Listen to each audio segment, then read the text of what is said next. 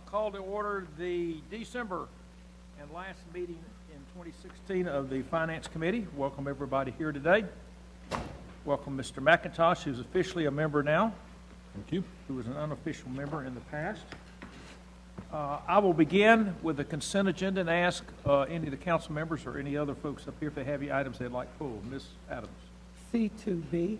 C2B. C4. C4. C6E. C6E. And that's all. Ms. Burke, you got any? No, Mr. Chairman, if there are no others, do you Well, want? hang on, let me see, there may be. C4. C4, that one's already there. Okay, Mr. Montgomery. I had C3. So, Ms. Burke, could you make a motion on the balance? I move for the approval of the remaining items. Second. We have a motion to second approve the balance of the consent. All in favor say aye. Aye. Opposed likewise. I will go in numerical order, and we will start with number C2B. The Secretary will read that one, please. Item C2B, resolution authorizing the sale of a certain city-owned vacant lot located at 1101 Shrub Street under the upset bid procedure, North Carolina General Statutes 160A-269 in the North Ward in the amount of $750. Mr. Borland, would you give just a brief comment on what this one is so everybody knows what we're talking about? Yes, this is a proposed sale of a vacant lot that the city has had in inventory for some time, and the next door neighbor who lives next door has approached the city about possibility of purchasing the vacant lot to add to her property there. And in the past, we have looked to sell property that was surplus to adjoining property owners. So this is a chance to get a vacant lot that's been vacant for a number of years back on the tax rolls, and the city will not have to maintain it any longer. Ms. Adams, you had this. Yes, thank you. I think some of the staff, and you probably know what I'm going to ask. This property, and I asked staff, or I can't remember who it was I called, to just find out. I just needed to know. I know that the county is looking at doing something with Paisley. Am I right here? Anybody? The school, the redoing of the school. Anyway, I was concerned as to whether this land was going to be part of this. If the county, had anybody researched, I don't mind the people buying it. I don't mind us selling it. But I also think we need to make sure that there are no other possible, I don't know what you call it, development going on that could possibly result in somebody having an economic gain. So that's why I asked about Shrub, because I do know that the county is already talking to us about the tennis courts, and there is something going to happen there with Paisley and possibly / Lawrence. So that's what I was wanting to know. Well, are we sure? I can certainly find out for you and find out that for sure. This is a fairly good distance from Paisley, and it is in the middle of a neighborhood with houses all around it. Okay. But certainly find that out. Confirm that they're not interested in developing this existing neighborhood. Okay. Okay, so you can get that for us by next Monday? Please. Certainly Just do include that. it in the stuff Please. Monday. Is that okay with everybody? Please. Yes, and I have a comment. Yes, I want to ma'am. make concerning something that was stated about houses with small lots, and some of the people want to purchase the lots next to them, and I've been in communication with community development and with our real estate office about that. You have some people who come in, buy their houses, and the lots next door to them, they're just not kept up. So that's something we're encouraging. And that also helps us to keep the city community development from inspection. We have to go out there on and on doing inspection that's using tax dollars. So please keep on looking at lots like that. Thank you. Okay, so we're going to have a little more information presented to us at the in our write-up for next Monday night. Any other comments? Have a motion to approve? What's she say? I thought, well, it's going to council anyway. It's going to council right? anyway, yeah. Or we can do it without a recommendation until we get that information. I would rather do that. That's fine, if you would like to make Please. that motion. I move that we send this to council without a recommendation. Second. Okay, have a motion and a second, move forward without recommendation. All in favor say aye. Aye. Opposed likewise, and that's number C2B. Correct. The next one is C3, if the secretary will read that one. Item C3, resolution authorizing an extension of a lease agreement with KDM of Wilmington LLC, providing a site for a leaf mulching facility for the sanitation department located in the North Ward. Mr. Borland, you didn't go too far. Good. I had two questions, and I questioned this 3 years ago. It seemed like me we're just paying an awful lot for an empty lot. The lot where we used to put the leaves is on the other side of Shore Fair from the back of the fairgrounds. Correct. Can't use it. And we can't use that for what reasons? Cemetery. That was incorporated into the cemetery there, the better okay. part of it. And because of the cemetery in Mississippi. Okay. We also have runoff issues there, stormwater issues that having the leaves there doesn't work for Okay. for our stormwater permit. That's fine. I would like to know what the tax value is of this piece of property. Yeah. And if we're really going to pay $3,000 a month, why don't we just go buy it? But I'm not sure what it's worth. The other thought I had, the community is in the process of acquiring through donation Whitaker Park, and I know Ms. Adams sits on that section authority, not a commission. Maybe there's some land on the backside of this that we can maybe cut a deal on. I don't know, but I would like to look at that as well. Now, this lease is up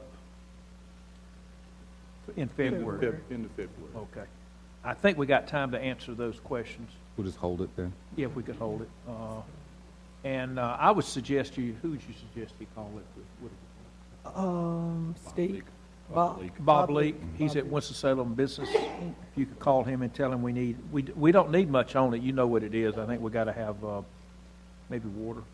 Think have water for the lease. We don't. No, Just dry. Okay. All right. If you could, we'll hold that in committee. If you could do a little more checking. All right. Moving right along, we'll take no action on that one. Is C4. The secretary will read that one. Item C4, consideration of items related to the use of the outside utility services fund. Resolution authorizing use of the outside county utility services fund for the Idols Road Business Park in the amount of $690,000. B, ordinance amending the annual appropriation and tax levy ordinance for the city of Winston-Salem, North Carolina for the fiscal year 2016-2017. And C, ordinance amending the project budget ordinance for the city of Winston-Salem, North Carolina for the fiscal year 2016-2017. Mr. Page, you want to give us a brief 1 minute reminder on this one? And this item was actually discussed by the Finance Committee in November. It's a request from Forsyth County for $690,000, $300,000 of which would be a grant, $290,000 of which would be a loan, be repaid over a 10-year period. The funds will be coming from the outside, the county utility funds that we currently charge other communities outside Forsyth County to use our water services. The balance in that fund is about a little bit over $2 million as of June. This will be the fourth time we've used these funds. First time we've used them outside of the city of Winston-Salem. Have we traditionally done a combination of loan and grants?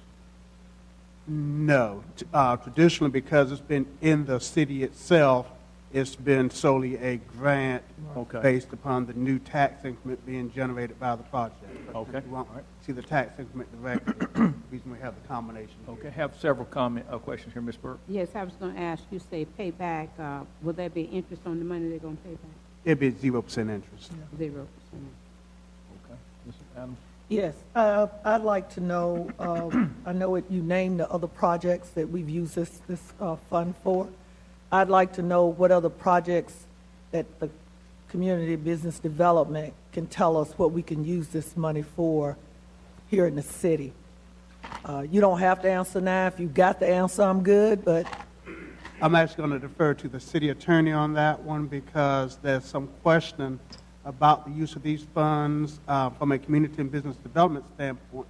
Well, until recently, we were on the opinion that it had to be used for water and sewer infrastructure only because that was the purpose of the funding. However, more recently, it's been determined that they could be used for general economic development purposes as infrastructure associated projects. But I'll let the attorney opine. Mr. Larson, we're on C4. Thank you. When I initially looked at the language, it appeared that it was limited to water and sewer. However, I spoke with the county just to determine how, before my tenure as city attorney, it was used, and determined that the county had used it for other purposes, roads and so forth, and the city had done so at least one time before. So with that, basically, the county attorney and I determined that as long as both bodies agree on the use, we were okay, even if it was not limited to water and sewer. Do we have it, is it written anywhere in the policy, whatever it is, agreement, resolution prior to now? Is there anywhere in there that allows us that, you know, the choice to use it?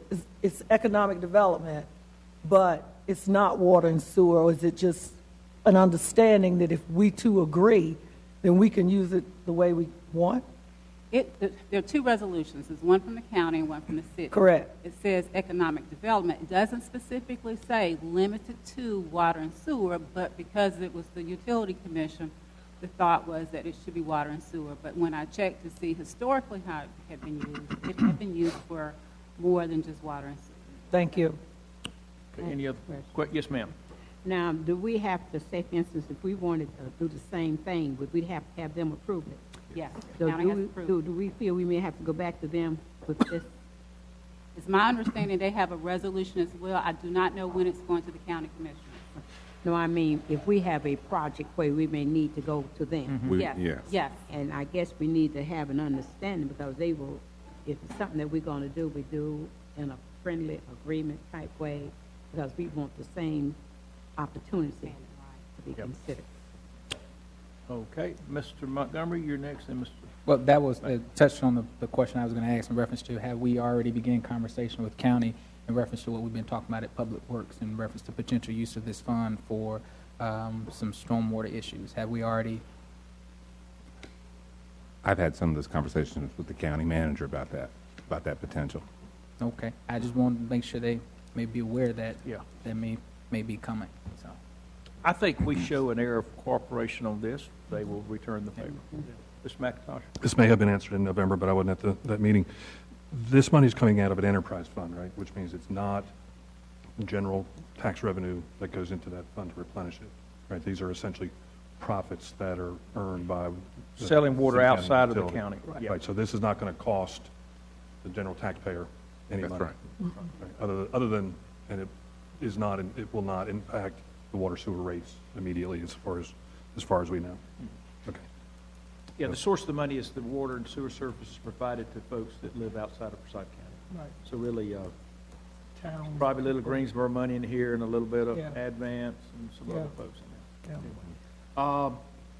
Do I have a motion to? Move for approval. We have a motion for approval. Do we have a second? Second. All in favor say aye. Aye. Opposed likewise. That is approved. And we will now go, by the way, John, I know you've probably watched this on TV. By the way, this is Mr. John Larson, who is the newest member of the City Council. I think we're like all the other committees. I ask for any items off the consent agenda first. We go through those, and then we'll go to the general agenda. And we're on the last item to pull off a consent, which is C6E. If the Secretary read that, please. Item C6E, resolution awarding contracts for furniture and furnishings for the MC Benton Jr. Convention Center to PMC Commercial Interiors Incorporated in the amount of $105,335.52. West Jefferson Office Equipment Incorporated in the amount of $9,177.93. Mr. Bates, could you give us just a brief summary of what occurred here, and then we'll answer any questions? Okay. This is, as we're finalizing the construction phase of the project, we're in preparation to start purchasing all the furnishings and equipment that will go into the building. We've taken our first step at that by making a purchase on the stools, benches, chairs, tables, and other miscellaneous items. And that's identified on the document in front of you. And so we're asking to award. The lead time on most of this equipment will take 2 to 3 months, which is why we're acting upon it now. And the chairs, the stack chairs that will be used, those are out for bid currently, and they'll come before you in January. So this is everything but the stack chairs. Okay, Ms. Adams, I think this is yours. Go ahead. My question is about the contract, excuse me, Go ahead. about the the contractors for Group 3, miscellaneous items. I see where you have listed where furniture and furnishings this PMC is located in Greensboro, and West Jefferson, as we know, is in Boone. It would be interesting for me to know where the rest of these companies are, and if it's in here, I apologize for not seeing that. But I'm particularly interested in Edge. Where is that? They're located in Raleigh. And I know, and I think we've crossed this bridge before. I gotta, and I'm not city attorney trying to tweak the process or change it, but I just wanted to point out how this looks. You're talking about a $28 gap between the person that got the contract for Group 3 and the Edge office, which is a minority MWBE firm. Am I correct? It's not Edge MWBE? No. That's what I think you said in your report, I thought. Is River's Edge. It's River's Edge. Yeah, but you just That's a different business name. Yeah, but you got Edge. So if Well, River, it's the Is same Edge one, office right? River Edge? They are two separate businesses. River's Edge, the document was sent to them, but they chose not to offer a bid. So Edge Offices is a different company. That is correct. Okay, so what type of company is Edge in Raleigh? Are they MWBE or not? I do not believe that they are. Okay. Well, I guess it's a moot point because I didn't get all the information I needed to be able to figure this out. Anyway, But I'm okay. This is Back just, on. just a minor question, but the old equipment, chairs, whatever, they're the property of the city of Winston-Salem. They're an asset of ours, They will be, yes. and they'll be sold at auction, I would assume. The old property? Yeah, or will they just go to It the will be dump? auctioned off, yes, sir. Okay, great, thank you. I was a little surprised, and you don't know this because you're not old enough, but I used to be in this business back when I was young. I was surprised there were no Winston-Salem bidders. The closest we get to this is the gentleman from West Jefferson. He's a rep, and he's a Winston resident. That's as close as we get. Okay. But we put this bid out, we advertised it legally in a That's couple of fine. different mediums, and That's just fine. didn't get the attention. It is a little disappointing. But I will say, based on my knowledge, these tables are probably going just a few bucks above cost. Yeah, So. yeah. But can we go, as we move forward, what difference would it have made to add another chart to tell me where this company is located, besides the ones that get the bid? They're all bids. Can we get that going forward? Yeah, that'd be a good idea. And again, I thought we had decided this years ago that we would also have a column, and it's not to discriminate or pick anybody, because of giving them special privilege, but to know whether it's the MWBE. I mean, I'd like to know that. I don't know about the rest of the council. I'm sure Ms. Burke would and some of you, but just give me another couple of columns over here, at least so I can, when I'm reading all this stuff, then I won't have to come and ask you guys. I'll already see it. So then we'll save that. Thank Okay. you, sir. Ms. Burke? The councilwoman brings up a good point. Who reviews the work that you do? Reviews, which, When you get all this information, who sees it besides your eyes? well, it goes, It'd be myself, Ms. Saunders, Sandra sees it. Okay, thank you. I'm just going to make this statement. If you don't observe things and make certain recommendations, and if you do not make it clear that we expect for that MWBE to be seriously taken, then it will not.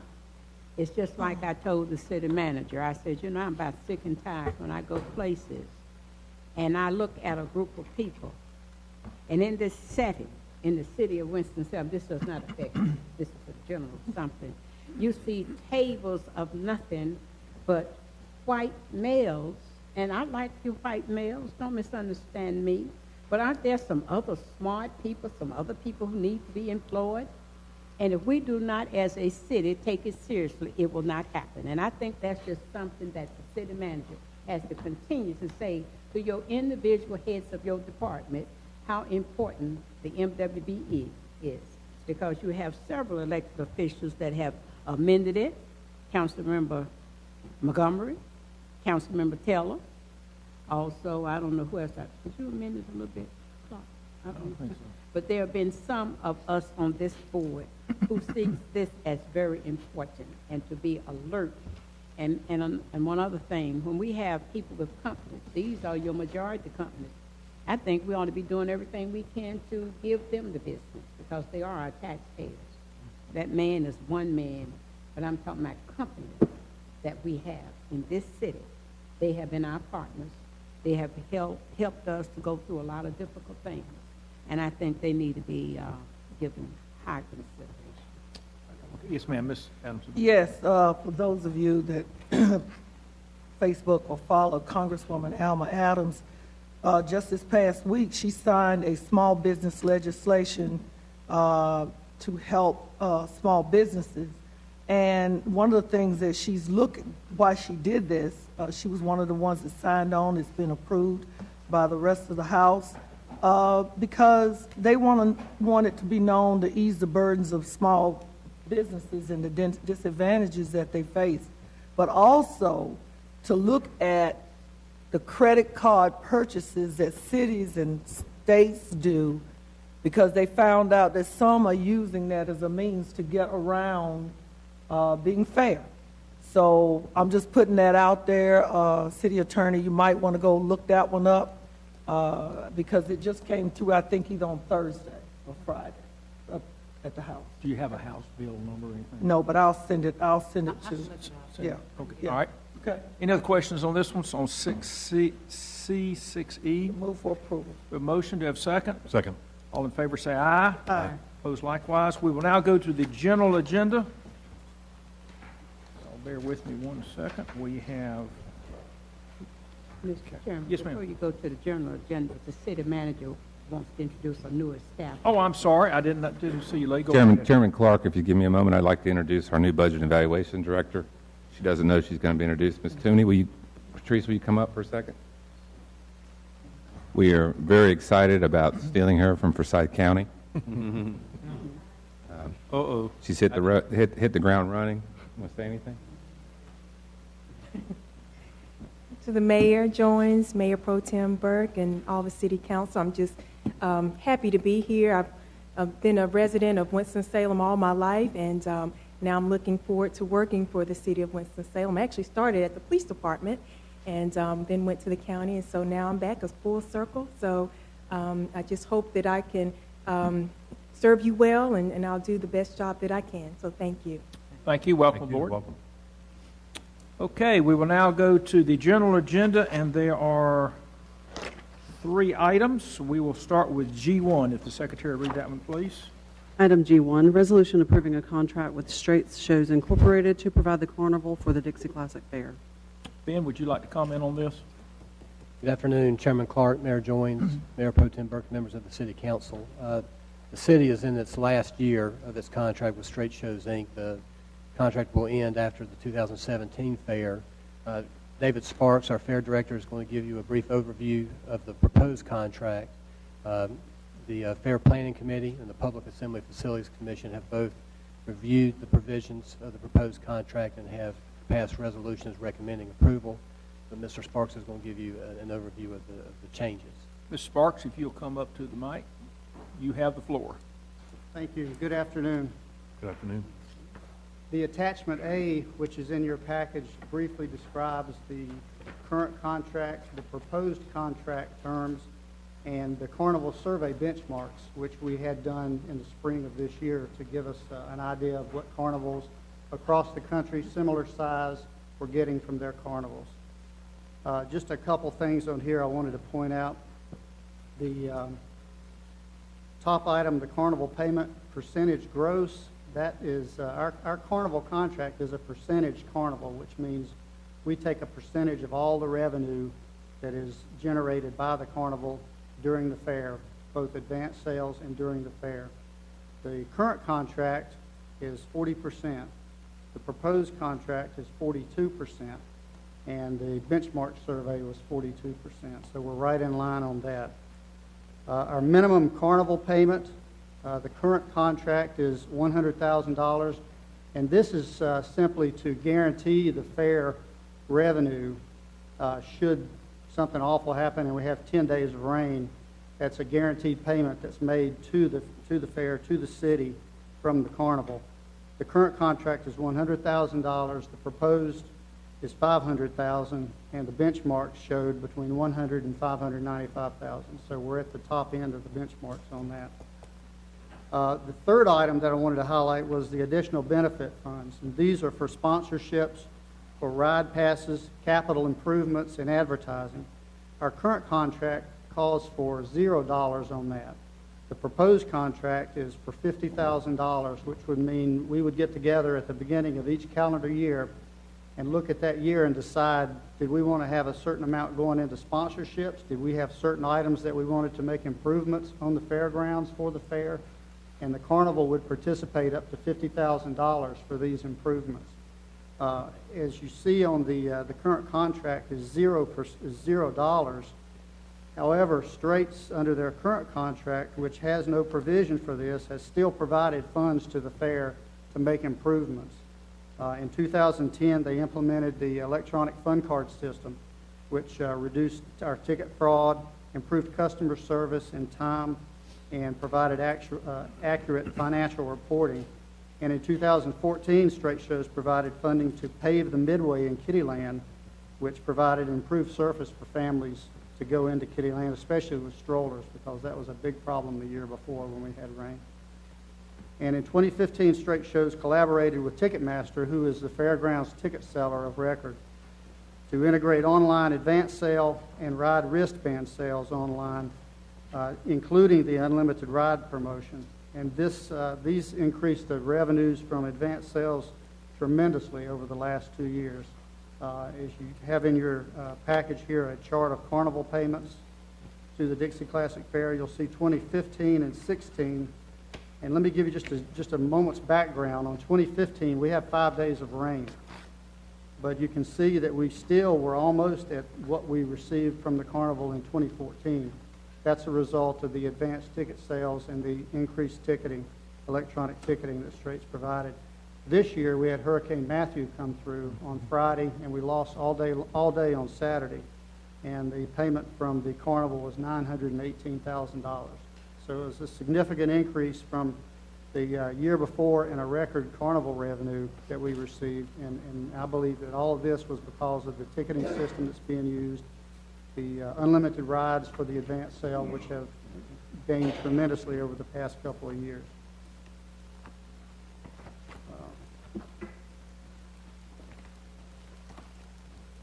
In September, Straight Shows presented a proposal to the fairgrounds to renew their contract, and staff has worked with management of Straight Shows refining the original proposal. As you saw, the attachment A compares, and this past year they paid $918,000 to the city. Now, based on the 2016 revenues that we received from the carnival, or the gross that happened at the carnival during the 2016 fair, this new contract would realize an additional $42,000 just in percentage changes, and in addition to that, we would receive another $50,000 in capital improvement sponsorships. So a $92,000 improvement over this contract versus the previous contract. Okay, any questions for Mr. Sparks?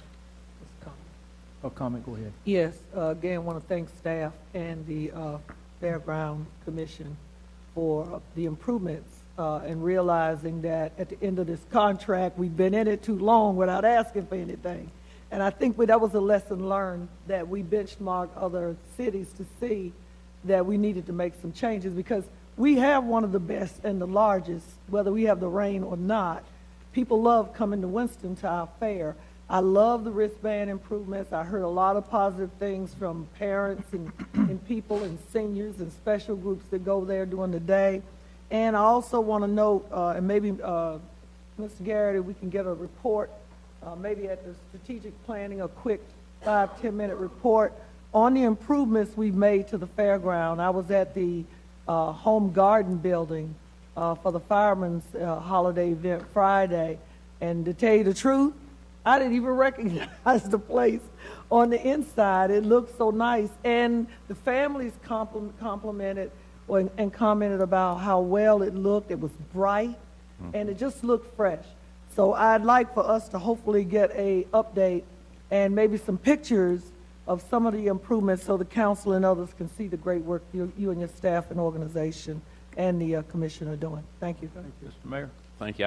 I'll probably echo what Councilmember Adams was saying. David, we've had a long relationship with Straits, so it would have been pretty easy just to probably check the box and go ahead. So I applaud you and the staff for taking a step back. And I really like the idea of the benchmarking against the other carnivals. And as you pointed out, we'll get more money every year, likely, from the gross sales and the $50,000 annual thing. We increase the insurance levels up to $7 million, so we're better protected there. So it's a strong policy, strong program, and I applaud you for that. Thank you. Mr. McIntosh? I had a big, long list, but you guys covered most of it. I do agree that shortening the contract is a good move, just being able to come and revisit that. I'm assuming that this has all been worked out and negotiated with Straits, and they're good with the numbers that we've come up with. Yes, Jay Straits is here if you have any questions for him. Oh, okay. Great. Mr. Straits, you can stand up. We'll look at you.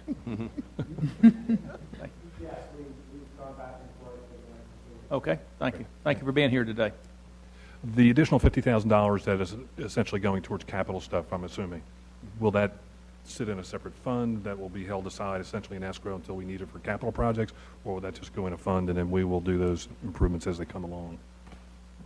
Our plan is to get together with Straits Management at the beginning of each calendar year, look at what we plan on spending that for, whether it be for increased advertising, if we're doing something new, sponsorships, or capital improvements for things that we see. So it's a flexible fund that's used in conjunction with both parties, right? And then my last question is, what's a spectacular ride? Yeah. Spectacular rides are those that typically are the signature pieces that are on a carnival midway. Something that's tall, something that's flashy. Scary. Something that'll make you lose your lunch. Yeah. Right. It's not necessarily the highest capacity ride, but it's the most thrilling ride. Right, thanks. Any other questions, comments? John, go ahead. Is that worked into the overall carnival payment, that percentage? The 42%, does that include the percentage of the carnival, of the spectacular rides? The spectacular rides are on a lower percentage. They're a separate percentage. That's right. And there's 4 spectacular rides that we allow on the midway. Right. So those are designated prior to the beginning of the fair. And so we percentage rate is smaller on those. And that's to incentivize the carnival to go out and buy newer rides or more spectacular rides, or to contract with someone who could bring in a spectacular ride. So if we wanted to see the revenues that the spectacular rides produce, that would be a separate revenue line for your... Right. We keep track of that. Yeah, it's reported on a daily basis, and we keep track of that on our carnival spreadsheet that shows the spectacular rides. So all of that 32% and the 42% is combined into that total figure that we see at the end of That's correct. That's correct. That's correct. So that could be divided into multiple income streams for the fair, right? Right. Well, the current contract is 27% for spectaculars. The new contract would be 32%. So it's significant rise. Thank you. Okay. Mr. Montgomery? One, I'd say thank you all to staff for, again, dittoing everything everyone else has said, but also another thank you to the Straits and to city staff. I said most things that are fun that the city does loses money. But the fair is one of the things that actually makes some money, and so it is a great thing that we have and can continue to do. Only question I have is just in reference with the contract piece, although I like where we are in this. 5 years from now, we're still doing the benchmarking with the automatic renewal after 5 years for another 5 years. Does that allow for adjusting to the contract if there were some things that we see that are trending and with other fairs? Does that allow us the opportunity to make any adjustments at that time and then agree to that next set of 5 years? Or is that just automatic based on existing terms as they're here now? It would. The automatic would go into effect with the approval of the Fair Planning Committee and the Public Assembly Facilities Commission. So at that point in time, if we felt like we needed to make some adjustments, then we would take that before our committee and commission and then negotiate the straits on that. Well, I'm not sure he'll be here in 5 years, but I think it'd be well to notify, even if it comes to, if it's a decision by the commission, that we at least, that the council gets just a notification that that's in process and the commission is looking at it, just to at least have a heads up. All right. I Yes, have- ma'am. Ms. Burke had a I'm question. going to be giving some questions to the city manager concerning some things that I think that we need to be looking at a little more seriously. Your makeup of the employees, you know, we go way back. Because Yes, ma'am. in fact, one time you did show a change, but I don't know how it is now, that you'll give it, that strategic planning. And then how you go about getting your entertainers, that's been something of a concern. Yes, ma'am. And then who is Neil Bolton? Is the room called Neil Bolton? Mm-hmm. Is somebody called Neil? Okay, want to know who that and when that took place. Okay. And just to add something to it, and I've only gotten them one time, the moms. If you're interested in moms, you know you can go up there and get them. They sell them cheap after the fair. Are you still doing that? Occasionally, we still have moms, but we don't have the big sale like we used to. Are you still real good? Okay, thank you. Okay, so we've got a few follow-up questions there. Appreciate it. Any other else? Just dawned on me, I think we ought to add to this motion that our newest council member check out the spectacular rides in person Let's do that. and let him report back. Anyway, do I have a motion to approve? We have a motion. Do we have a second? Second. All in favor, say aye. Aye. Opposed likewise. And I would say, Mr. Sparky, if you ever need a judge for the pound cake or strawberry shortcake or anything like that, I am available. I am available too. Anyway, thank you very much. Thank you. Y'all do a great job, by the way. Thank you, Mr. Strait. In the North Ward. It is in the North Ward. That's right. If I need an assistant in the pound cake, I'll call you. All right, we're now going to go to G2. If the city secretary would read this one. Item G2, consideration of items authorizing the City of Winston-Salem to provide financial assistance to the Housing Authority of Winston-Salem for the acquisition, demolition, and rehabilitation of New Hope Manor Apartments. This item was continued from the November 14th, 2016 committee meeting. Okay. Mr. Brooks, before you make a comment, I would like to state to the committee, we've been asked to make a decision one way or the other, so I hope we can vote on something today. Mr. Brooks, why don't you comment on it, just to bring everybody up to speed, because it was last month, particularly if you'll comment on the different levels of the money we're given. I think one's a loan, one's a forgivable grant, or whatever, all that, because that's some of the questions I've gotten. So if you'll take a few minutes and just comment. Sure. Good afternoon, Chairman Clark, Mayor Jones, Mayor Pro Tem Burke, members of the committee. This item is a request for council to adopt a resolution authorizing the city to provide financial assistance to the Housing Authority of Winston-Salem for the acquisition, demolition, and rehabilitation of New Hope Manor Apartments. And as you said, this item was presented last year. New Hope is an apartment complex that's located in the northern end of the city, and it's located in the Hall's master plan. There's an increase in crime in this area, and the current owner has expressed an unwillingness to continue to throw good money after bad in the form of lease enforcement, maintenance, and or rehab. The original request, which was presented last month, was for $1.7 million, which included $1 million for acquisition. However, at the request of council, Halls met with the lender, who has agreed to reduce the acquisition cost of the property from 1.9 to 1.8 million.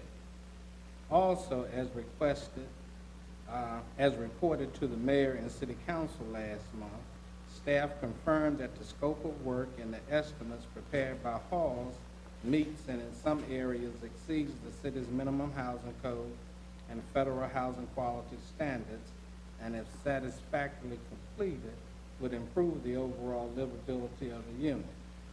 So Halls believes the $1.6 million in assistance will permit them to acquire, demolish, abate, rehab, and operate the property in a substantial manner. In order to achieve this, staff has recommended the following financing terms, and we have them outlined here, the acquisition, the bank, and the total, which will be $3,020,000. Can you give me the breakdown on that? Yes, What's the what? acquisition, for the acquisition, the city portion would be $900,000, the bank would be $900,000, for a total of $1.8. Demolition would be financed by the city completely at $200,000. The rehab repair would be $500,000 for the city, $520,000 for the bank, and the total would be the $1.6 million. So they're looking for 1.6 from us. 1.6. Can you give me the breakdown on that? How much of it's a loan, grant, all that stuff? Yes, the demolition, rehab, and repair would be a deferred loan, and then after... That's 700,000 is deferred. Right. Yes, sir. For the first 20. Then the loan would be amortizing for 20 years at 0% interest. During this 20-year deferral period, the loan would be credited the amount of the payment in lieu of taxes, which we've estimated to be $10,000 or not to exceed $10,000. And then there is a $450 rental credit that Halls has agreed to allow the city to use one of the units for emergency relocation purposes that would be credited. That would equal a total of $15,700 that would be a credit. After the 20 years, the balance of the loan would amortize for 20 years. Funds for the acquisition will be a deferred loan, and that would be the $900,000 at 0 interest that is due on sale or transfer of the property. And the total fund source of the $1.6 million would be the 2014 general obligation bond. So of the 1.6, 700,000 is a deferred loan that is reduced each year by approximately 15,000 based on their pilot payments in lieu of taxes, and the $450 a month that the city can use for emergency housing.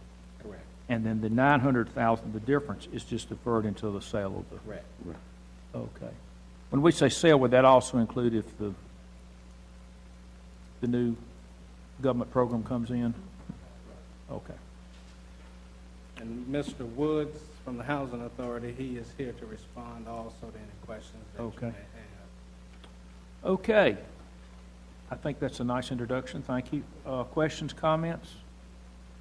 Ms. Burke? I'm just going to make this statement. Since I am the council person in the area, I feel, as Mr. Wood stated the last time, today we either need to vote for this to move ahead or move on. Mm-hmm. But if we do not support this, we will leave some people in a very serious situation. I'm sure Mr. Wood can tell it better than I can. Would you mind if he just shares something when you go up there, what we see? And those of us who go up there on a regular basis, and of course I've had the city manager, the police department, and it's really sad. And for us to represent people, we need to hold our heads down if we don't move forward with something here today. My name is Larry Woods, Chief Executive Officer for the Housing Authority, Winston-Salem, 500 West 4th Street, Winston-Salem, North Carolina. Mr. Mayor, members of the City Council, I'd like to thank you for this opportunity. Myself and Mr. Charles Harvey did drive through the community late this afternoon. Unfortunately, what we found was the same condition, but it's only seemed to have grown worse. Squatters still go in and out of the building on abatement. There are now trespassers that just loiter on the property. There seems to be hand-to-hand drug sales, cars coming in and out. Trash is not being picked up on a regular basis. We feel the same way that Councilman Burke is, that we think that we can make a difference there. The funds that you'll be providing us, and with the bank loan, we will be maintaining at least 79 units at the end of the day, demolishing some other properties, and trying to turn that community around as we once again move forward with our larger Cleveland Avenue initiative. Thank you. Ms. Burke, do you have anything else to say? No, I may say something later on. Okay, all right. The council. Ms. Adams, you want to say something? Yes. again, I always sometimes have to preface myself. I care about everybody and everything. Sometimes that's to a fault. But I'm also elected to do due diligence to the taxpayers of the city of Winston-Salem on how our money is spent and what are the things that we support. The council, there's 8 votes and the mayor. But that doesn't necessarily mean that because, again, we don't all agree, it doesn't mean that that's a bad thing. Because I know in the going on 8 years I've been on this council, there has been at least 1 or 2 times, if not more, that each of my colleagues has disagreed with something that I felt very passionate about. But as we move forward, I knew how to let that go and move forward. My thing is, and I've discussed this with some of my colleagues, that, and again, the staff is telling me that all of this money is deferred loans. I want to make sure of that because as I move forward, anybody that comes to the city for a forgivable loan or anything, whereas we're not putting money back in our coffers at a rate that's much more faster or efficient than what we've been doing in the past years, we are now going to be held accountable to ensure the future of this city, whether we're sitting here 5 years or 10 years from now. My only other information that, again, I'll be asking staff to provide, and you probably have already, but this project has been on the table a long time. I need to know what all of the projects that we have shared with the Housing Authority, at least over the past 10 years. You know, what kinds of funding did we give to them? How many forgivable loans? How many deferred loans? How many grants? How many partnerships, community development, whatever? That's the information that I'm looking for. So if staff is telling me that these are deferred loans and they're not forgivable loans, and we're going to see some money, I guess, in what, 20, 40 years? Where's Mr. Brooks or Mr. Page? 20, 40? I know they're paying the payment in lieu with the taxes and the house for emergency purposes. I'm a customer of the city, regular citizen. When will I see, like Uncle Sam, when will I see my first dollar in the bank? Year 20. Year 20. 21. Unless 21. it's sold. Or Unless they're sold, that's correct. Okay, I'm done. Okay, just go around the table, Mr. McIntosh. Mr. Woods, question for you. No, I know you don't have a crystal ball, but in your best guess, how long will it be before these units are demolished? That'll be All of them. I mean, on the entire site? right, because your end goal really is to get past this phase that we're talking about now and get to the point where you can take them all down. Yeah, with our acquisition of this site, it will satisfy one of the deficiencies in our application. And so we feel very confident if there's opportunity for a choice neighborhood implementation grant to come forward, is that we will be a strong runner for the full grant. At that point, as soon as we sign the documents, we'll come back to City Council with a full-blown plan, not only to demolish New Hope Manor, but would also be demolishing Cleveland Avenue homes. Every family that would be impacted by that demolition action would be protected under the Uniform Relocation Act, so they will be guaranteed housing or housing assistance as well as moving assistance. So describe to me the financial chain of events that occurs at that point where you get federal funding and start to move forward with demolition of the entire project. We would first have to meet with all the residents and do a complete family assessment of their needs, the types of units that they would need, the handicap assistance that they would need, and then we would start working one-on-one to identify either a voucher or another unit without an inventory, or if they choose to take a voucher and port out to another jurisdiction. We then work with each one-on-one. We have to track them. We have to keep in contact with them. They would also be eligible for full case management services to make sure that all their needs are being met, and that hopefully they'll wind up reducing their dependency on federal support in the future. The amount of money that would come back to the city at the point where you either sell or demolish would be what? It would be the $1 million in sale, and whatever is left of the $700,000 that we would still owe, less any of the pilot money and less any of the money we paid towards the free unit we're giving to the city. Okay, got it. Thanks. Montgomery.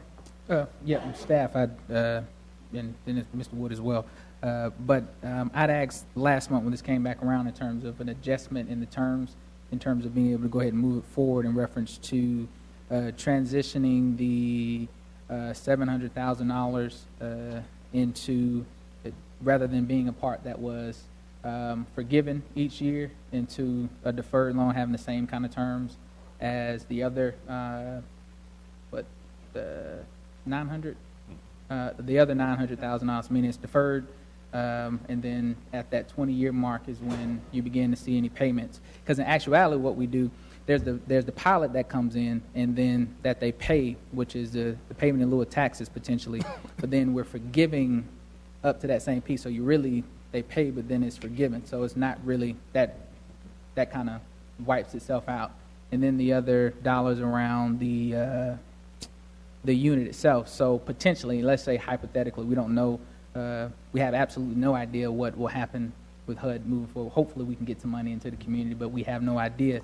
20 years from now, potentially, it'll be a liability of up to $314,000 if you multiply the $15,000 all the way across, and we forgave all the way up to that.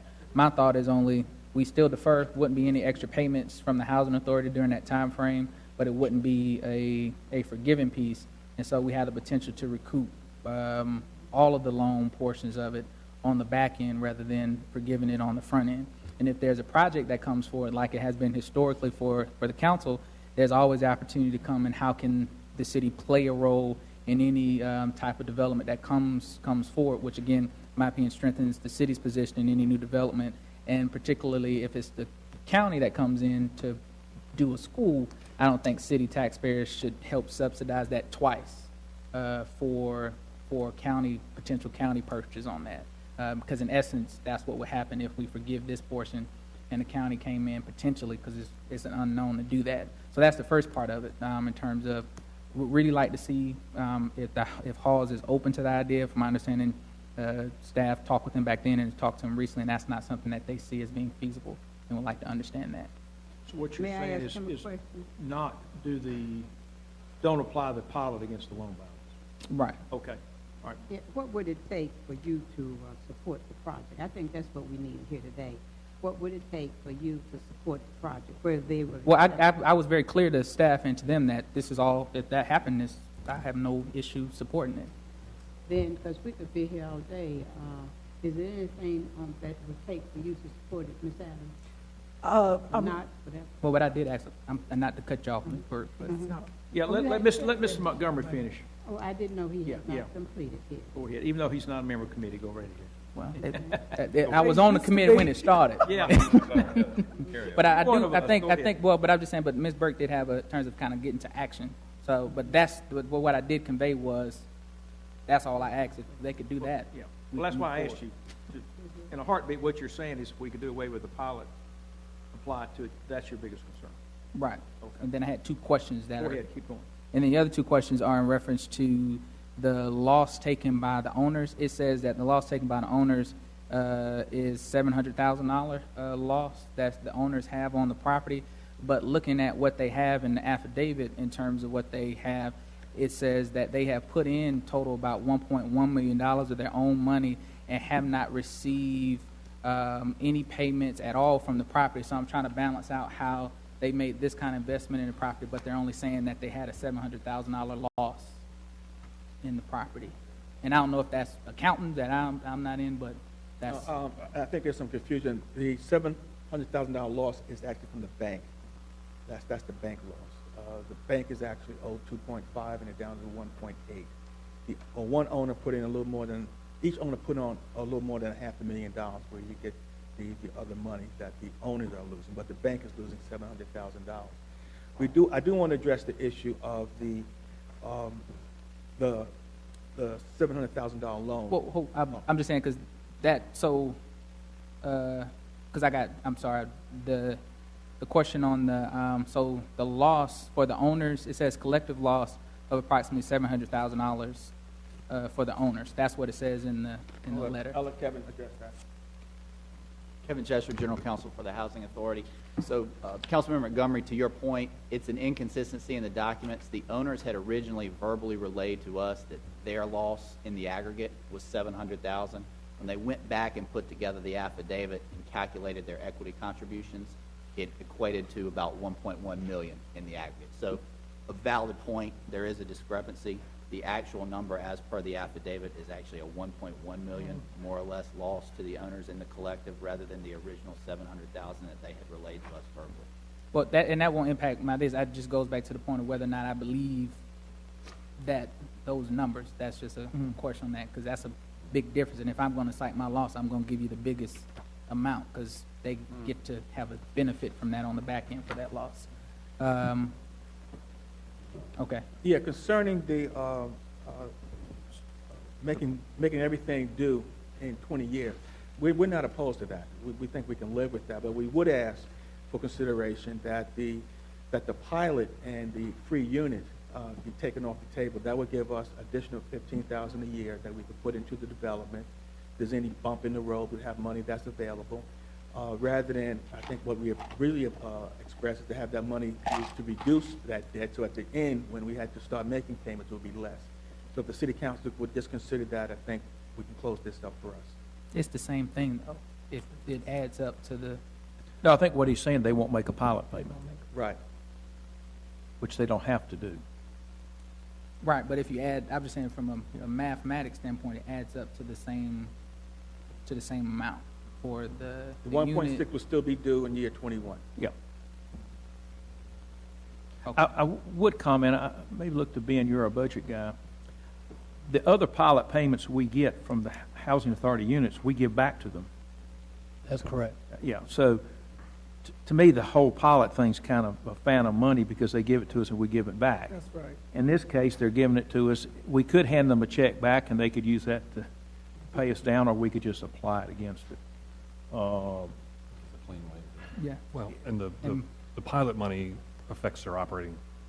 Yes, it probably cash flow. affects their, The other does not. where theirs looks, but in reality to the city, there's no difference cash flow wise in opposed to us not requiring or not agreeing to a pilot payment or agreeing to it and giving it back to them or applying against the loan.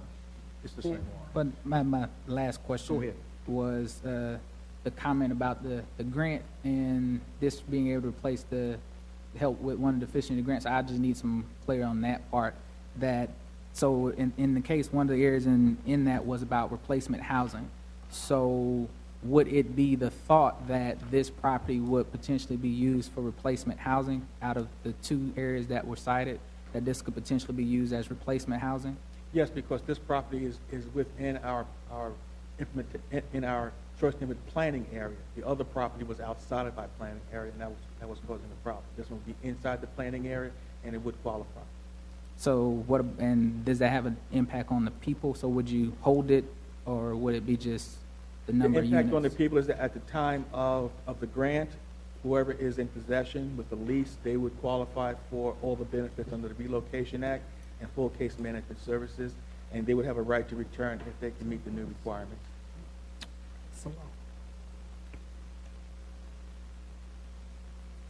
Okay, and with that, you wouldn't have to meet the poverty number? No. Because it's within the area? Within the planning area. Gotcha. Correct. Okay. Mr. Mayor? I just want to say, sound like we've got a deal. I think we do. Let's move it on, and Yeah. Councilman Burke, there's so much need up in that area. Talking to the city manager this morning, it's as much a public safety issue as it is housing. I know housing's still important, but let's move on. Yeah, and I was going to say, if I could comment on the pilot, I would rather have them pay us the pilot money and reduce it, because you asked when do the citizens start getting money back? It's the first year we get a pilot payment. Because otherwise, if we simply cancel the pilot payment, then we may get that money in 20 years. So I think the concern was, when do we get our money back? And we get our money back either through a pilot payment or when the property is sold. And I think that's kind of what the deal is. And I think, as the mayor said, I think we're trying to work some problems. I do like Ms. Adams' idea, if we could have some information for the meeting Monday night on how other halls deals have been structured. Correct. With that, Ms. Burke, would you like to make a motion? Well, I move that we Do we have anything to take from the motion, attorney? Is the motion as My understanding is just a motion for approval. I didn't hear anything. Yeah, page 15 is the, or 17 is. Do we not have to amend, make the corrections Yeah, versus? That's what I was asking. Yeah. Okay. Wouldn't she? What are you adding to it, I guess? I don't know, I'm not adding anything to it. Basically, just to say that the loan would be deferred and payments would begin in year 20 without any credit for pilot or. I thought we could leave the pilot in. No, I think I heard Mr. Wood say he did not want the pilot in. Well, Okay, what you think? I think we get our money back starting in year 1 versus year 20. I mean, but I don't care. Whatever the motion, attorney, should be, would you get the motion right? Well, I guess you need to decide whether or not the pilot's going to be in or out. Okay, I got 4 people up here. Y'all want it in or out? It doesn't matter. Dollar-wise, it's, I just want us to move. Make a motion to approve it with the pilot in. I guess if it fails, then. okay. Ms. Burke, would you like to make that motion? I would move that we provide financial assistance to the housing authority, and that we would also, what did you say, you don't want the pilot in? Yes, that's correct. Are you a politician or not now? Yes, the pilot and the unit, ma'am. Yes, the unit. That the pilot. Yeah. Okay, so on page 17 of our agenda book is the formal motion, Yeah. which has everything in it as it was originally presented, and Ms. Burke has made that motion. Is there a second? Second. All in favor say aye. Aye. Opposed? That is approved, and that will go. Does this go in front of any other committees? Good. General government, okay, all right. So you're aware that what we did, so you can carry it forward. We don't have to. All right, okay. Thank you very much. We will now go to G3. Oh, can I mention something before I forget it? We did get an email concerning the change in the plans of, and I can't pronounce the organization, it's on Barbara Jane Avenue. Eugenia. I would like to, it was asked because it doesn't affect our dollar amount. I would like to see just a new summary of pro forma, whatever you want to call it. Just FYI for the committee's reference. Okay, thank you. We'll now go to G3, if the Secretary will read that. Item G3, resolution approving the allocation of additional revitalizing urban commercial areas. 3, matching funds for the Patterson-Glen Avenue. You're not Evan, but we'll let you talk anyway. I'm not Evan, nor will I attempt to impersonate Evan. Go ahead. As you know, and our Chairman Clark, members of the committee, in 2006, City Council established the Revitalizing Urban Commercial Areas program, which you know is RUCA, to help revitalize some of the city's declining urban commercial areas. The general obligation bonds approved in 2014 designated an additional $2 million for a third round of RUCA projects. City Council has authorized RUCA 3 funding totaling approximately $857,000. Of that total, approximately $757,000 was designated for the Patterson-Glen area. Originally, there were 4 projects designated in that area, and of those 4, $475,000 was allocated as matching funds to Mr. Ali Amir for his RUCA project at 1800 North Patterson Avenue, or to convert the space into a multi-tenant commercial space. In August of 2016, City Council approved $202,100 of additional RUCA matching funds for a second phase of the project that included truck driveway access from the rear of the property and additional parking on the Patterson Avenue side of the property. Overall, with these 2 phases, the project is approximately 90% complete. Subsequent additional construction needs to the project of approximately $78,000 included electrical work and fixtures and the installation of a drop ceiling.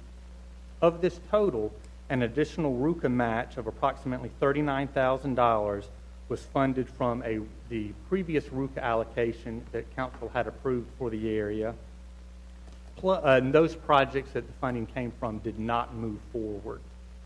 And also from infrastructure funds that were previously approved by Council during the second round of RUCA funding.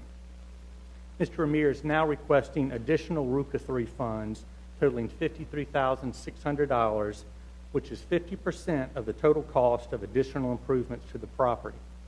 These improvements include fencing around the property, electrical work and light fixture installation, grading, drainage, and concrete work, handicapped accessibility, and design work. The source of funds would be the general obligation bonds approved in 2014 for RUCA projects. And Mr. Amir is here should the committee have any questions. All right, do we have any questions, comments? Ms. Adams, you have your Yes, hand up. thank you. The one thing, again, as I move forward, I would request from staff, again, when you bring us this is one page, and I got all this information about the housing authority. I've also stated about the contracts.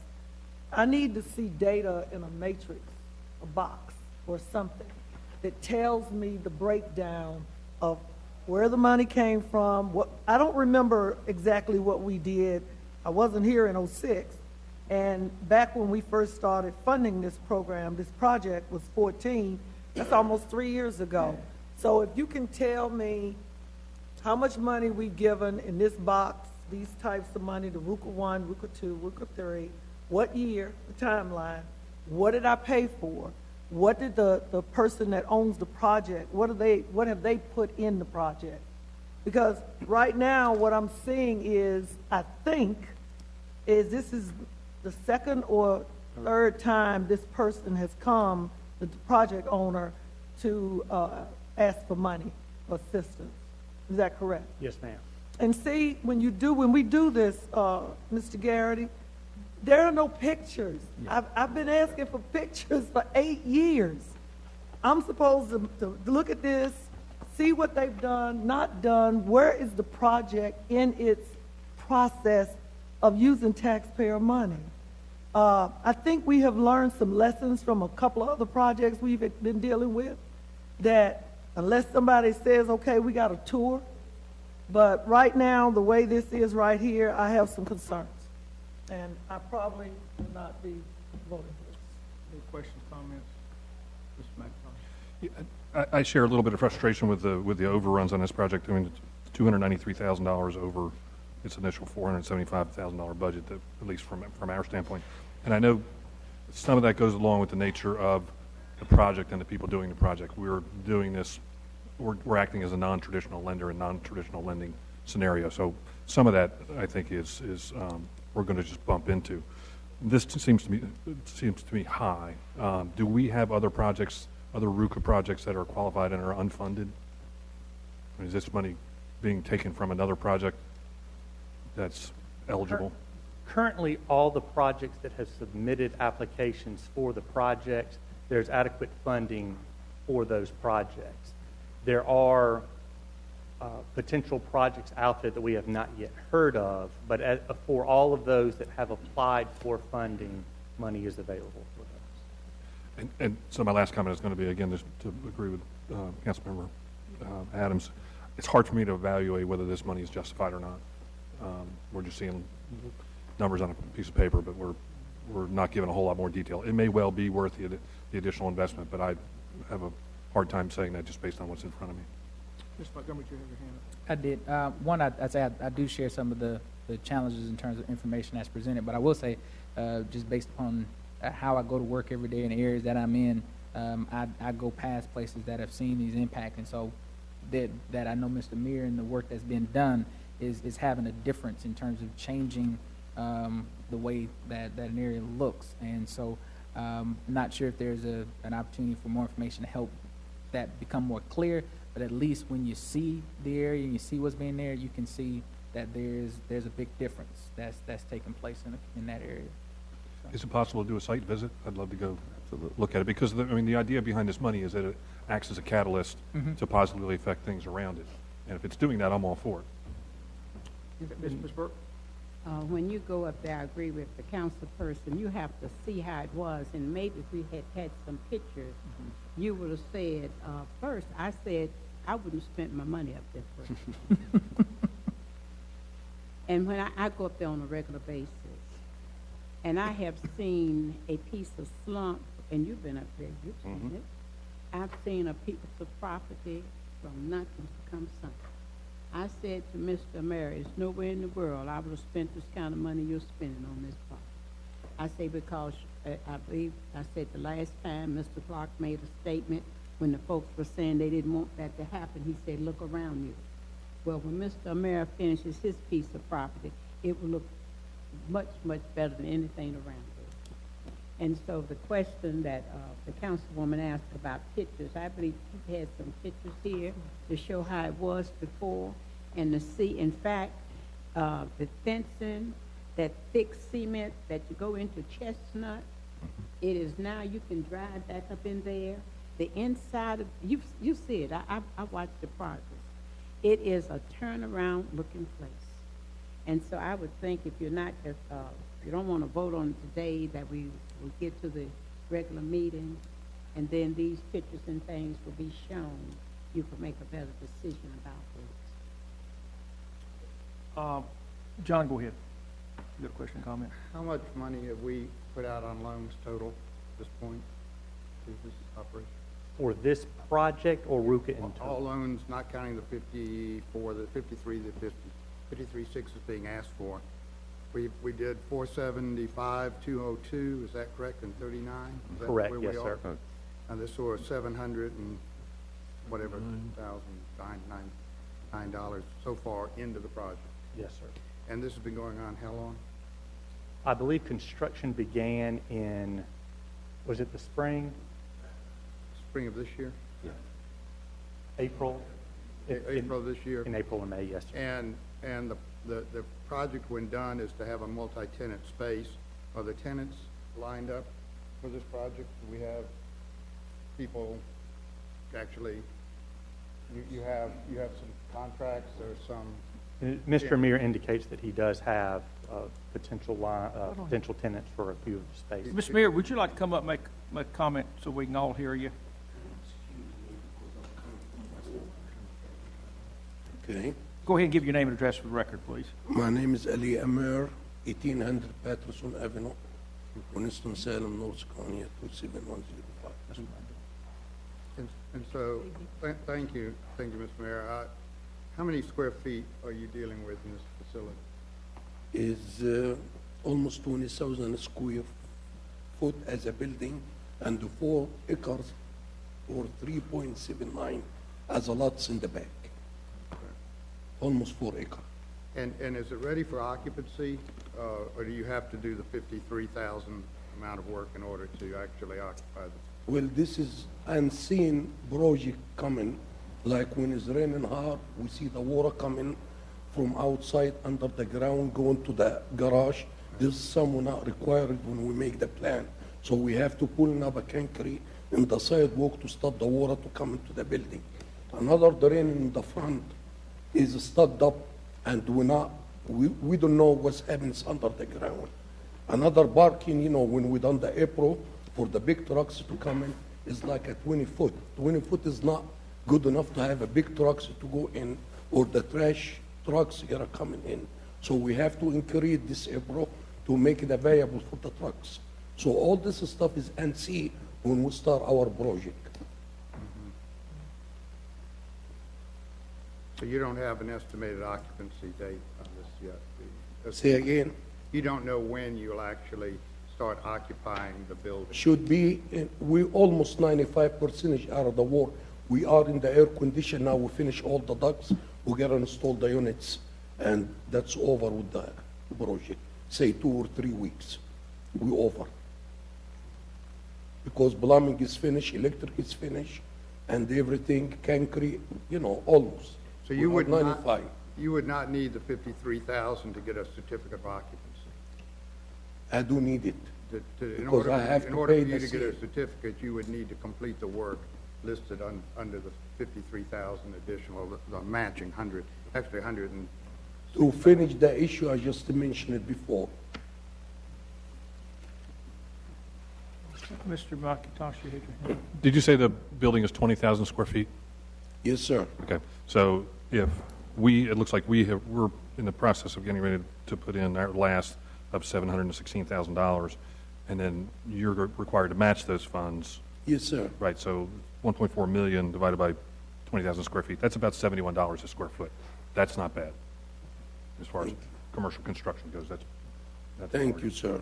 But you need to stop by there Yeah. and see how it look in and out. We create the whole rolls from the Patterson all the way to the Chestnuts, and you just need to see it. I cannot explain it. All the floors, the ceramics, we go into the good budget to have a nice place in the area. Because I don't want to let the area feel like, we are in the poor area, we come here with the poor project to present it to the people. No, I'm going to do what the best to create a good business there. And we done it in the Patterson, in our convenience store, and in another address. We done good. Everything is occupied now. We're making good rent out of the people because it's a nice places. Okay, Ms. Burke.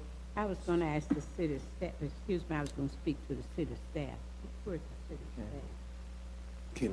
When you look at the building when Mr. Mayor started, and you look at the building today, because he's up there working every day up until the night. Now, when you look at the project that we've done with Rooker, with other business people, how would you compare his project? In terms of scale and the visual impact and turning what previously was a building that I think you even commented yourself about investing in the building, a building that was not even close to occupiable. Mr. Mears' project has transformed the property into a building that now, when you go in, you can see tenants eventually occupying the space. Of course, once the requirements are met. But this has been a transformative project, both in terms of the building itself, but the scale of the building, the large 20,000 square foot project itself. But when you look at how his progress with the time that he started to where he is now, and looking at some other buildings when they started, how long it may have taken them to get the job done, how would you compare how he worked to get his to where it is today? I think from the project that began in April or May now to mid-December, it is a project that would probably amaze those in the construction industry about how quickly that transformation is taking place. And it looks first class. Mr. Montgomery?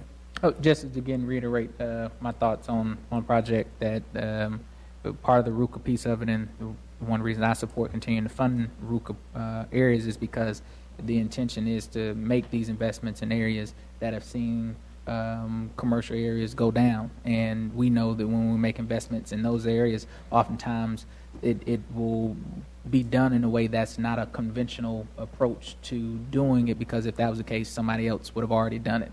And so I look for feasible ways that make good sense for us to make these investments, and that will pay dividends to the surrounding community. I know that even with the buildings next to where Mr. Mears doing his work, that there are already others who begin work in some of the other projects there. So I think in the big picture that from where that property is down to where the filling station is, that whole area is going to look different. I'll just offer my 2 cents. I am concerned that this is the 4th request, and I voted for the first 3. I want assurances from the staff that this money will, in fact, finish the job. I don't want a 5th request. Now, pictures would be nice, but I need somebody that knows something about construction to go in there and say, okay, that needs to be done or that needs to be done. And I have some picture here if you want to look. Well, he'll provide it for us. I got it here in the phones, from start to the end, every steps. Okay, well, if you relay that with the city staff. Have me too, because the guy is taking pictures. But I want more than pictures. I want some assurances that this will finish the project. I don't want a 6th request or 5th request. Yeah, and somebody's name on that email. Chairman Clark, we have had a construction advisor with Community and Business Development that has been involved in the project from the beginning, so we can certainly consult with him. Okay, because it just seems like maybe what we're asking for here is stuff that should have been in the original bid.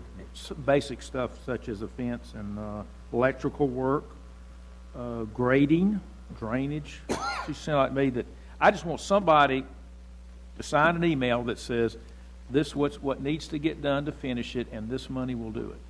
And this is assuming that that there's $107,000 worth of work that needs to be done because we're only paying for half. Yes, ma'am. And it goes back, council members, mayor, and staff. Again, we got to learn some lessons every time we do something. You know, we fall down, we bump our head, we make some decisions, and maybe if we had to do a do-over, as they say, we would have done it differently. This time, this is too much like the others. We need to be past that by now. We need to have somebody's name attached to it, signs off on it, Mr. Garrity, that says we have taken a team of staff, engineers, contractor, construction, whoever. We have reviewed the project. We did a punch list, walk through, and this is what's needed when they come and ask us the first time.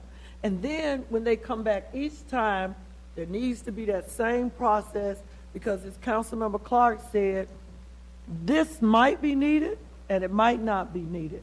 But we're going by that. We don't have a name that says it can get up in front of us and say, council members, verifiably, this is what this is. Okay. Can I get a motion from somebody? Ms. Burke, would you like to make a motion? I move for approval. Is there a second? Second.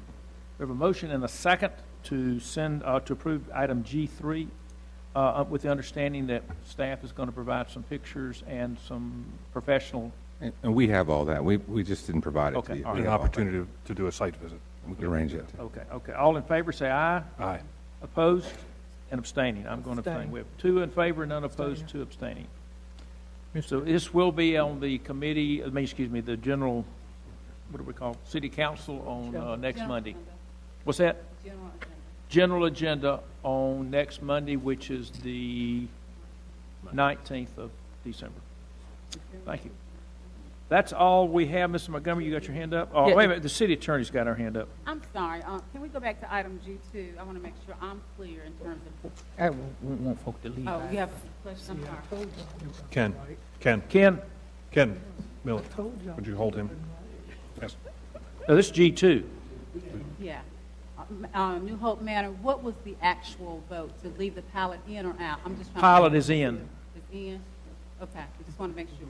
Okay, Mr. Montgomery had his hand up. Yeah, it was a question for Ken and even for Ken? Mr. Garrity in reference to just the RUCA process, just a point just for clarity for us moving forward. I know as a part of our conversations overall around the RUCA piece has been the point that Councilmember Adams made. So I just want to make sure that I would like to see, and I'm not sure if other council members see that initial checklist that comes with the RUCA piece of it.